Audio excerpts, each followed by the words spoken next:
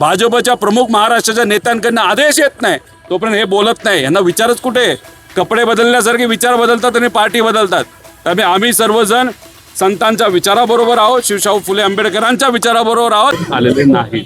आमचं असं मत होतं की 109 अटेम्प्ट टू मर्डर हे कलम असावं, कारण का विकास भाऊंना तो जो व्हिडिओ काढलाय 40-50 सेकंडचा, त्याच्या आधी 2 जणांनी बंदूक पिस्तूल घेऊन त्यांना धमकावलं होतं आणि धमकवत असताना तो भंडारी का कोण आहे भोंदू बाबा तो होताच, पण त्याच्याच बरोबर कांचन नावाचा कोणतरी इथं गौरव रक्षक का कोणतरी आहे, गोरक्षक, ज्याने याच्या आधी अनेक कारवाई त्याच्यावर झालेल्या आहेत, त्याच्यावर FIR झालेले आहेत।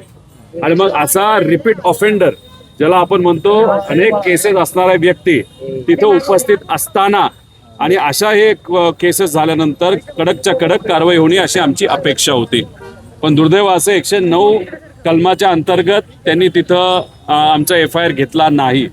मग त्यांनी आम्हाला सांगितलं की 2 दिवसामध्ये कारवाई झालेली तुम्हाला दिसेल, त्यांना ताब्यात घेतलेलं दिसेल, गाड्या ताब्यात घेतलेल्या दिसतील, त्यांच्या घरी जाऊन त्यांच्याकडे पिस्तूल होता नव्हता हे सगळं त्या ठिकाणी बघितलं जाईल। 2 दिवस तरी आम्हाला द्या असं पोलिसांनी सांगितलं। पोलीस वर्दीवर आम्ही नक्कीच त्या वर्दीचा आदर करतो। आम्ही म्हणालो की ठीक आहे, आम्हाला लिखित द्या, आम्ही तुम्हाला लिखित देतो, 2 दिवसात आम्ही काही ना काहीतरी करू। आणि जर नाही झालं तर मग विकास भाऊंनी आधीच तिथं निर्णय घेतला होता की इथं मी आंदोलन करणार, हे आंदोलन करणार जोपर्यंत तो भंडारी भोंदू महाराज जो आहे त्याला ताब्यात घेत नाही तोपर्यंत मी इथं बसून राहणार। आम्ही त्यांना विनंती केली की 2 दिवस आपण पोलिसांना वेळ देऊया, आणि जर 2 दिवसात काही नाही झालं तर आम्ही अजून एक पत्र दिलेलं आहे की 2 दिवसात काही नाही झालं तर हा जो सोलापूर नॅशनल हायवे तिथं सकाळी 10 ते 11 वाजता आम्ही अख्खा हायवे तो बंद पाडणार।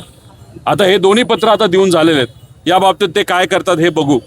आम्ही हे म्हणतोय की एखादा व्यक्ती आल्यानंतर जो व्यक्ती म्हणत असेल त्यांनी बंदूक दाखवली, तिथं आम्हाला घाबरवण्याचा प्रयत्न केला, मारून टाकतो असं सांगण्यात आलं, सोशल मीडियावर यांना धमक्या आलेल्या आहेत। मग 109 हा कलमाच्या अंतर्गत घेणं हे साहजिकच आहे, पण दुर्दैव असं त्यांनी त्या ठिकाणी घेतलेलं नाही। आणि हा जो भोंदू महाराज आहे त्याचे जे गुरुवर्य आहेत ते वेद व्यास कुठली तरी त्यांनी शाळा काढलेली, त्या शाळेमध्ये बहुजन समाजाच्या मुलींना परवानगी नाही। नागपूरला आहे, आळंदीला आहे। म्हणजे महात्मा फुले, क्रांतिज्योती सावित्रीबाई फुले ज्यांच्यासाठी लढले, म्हणजे बहुजन समाजातल्या मुलींना तिथे संधी मिळावी, आता इथं अशा शाळा काढण्यात आलेल्या आहेत की तिथं फक्त काही ठराविक लोकांना तिथं संधी दिली जाणार।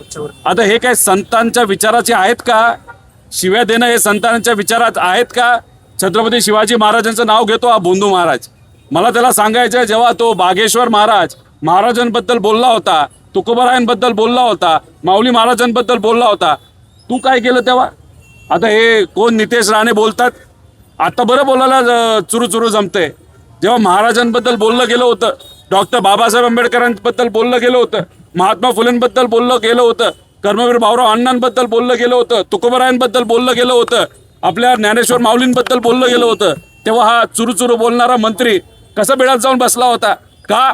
कारण का यांना जोपर्यंत वरून भाजपच्या प्रमुख महाराष्ट्राच्या नेत्यांकडनं आदेश येत नाही तोपर्यंत हे बोलत नाही। यांना विचारच कुठे? कपडे बदलण्यासारखे विचार बदलतात आणि पार्टी बदलतात। त्यामुळे आम्ही सर्वजण संतांच्या विचाराबरोबर आहोत, शिवशाहू फुले आंबेडकरांच्या विचाराबरोबर आहोत, आणि हा विचार जपण्यासाठी प्रयत्न करणारे विकास भाऊंसारखे आणि इतरही अन्य जे कोणी वारकरी संप्रदायाचे लोक असतील, कार्यकर्ते असेल, त्यांच्याबरोबर आहोत। आणि मला जाता जाता सर्व वारकरी संप्रदायाच्या लोकांना मला विचारायचं आहे, कुठल्या संतांनी शिवीगाळ सांगितले? कुठल्या संतांनी भेदभाव सांगितलेला आहे? कुठल्या संतांनी जेव्हा सामान्य लोकांवर अन्याय होतो, शेतकरीपासून कष्टकरी महिलांवर गप्प बसण्यासाठी सांगितलेलं? संतांनी नेहमी सांगितलं माणुसकी जपा, माणुसकी आपण जपतोय। त्यामुळे हे घुसखोर जे आहेत, जे मनुवाद पुढे घेऊन चाललेले आहेत, महिलांच्या प्रति कुठेतरी अनादर करणारे ही लोक, यांच्या विरोधात आमचा लढा असाच कायम त्या ठिकाणी लढा चालू राहील।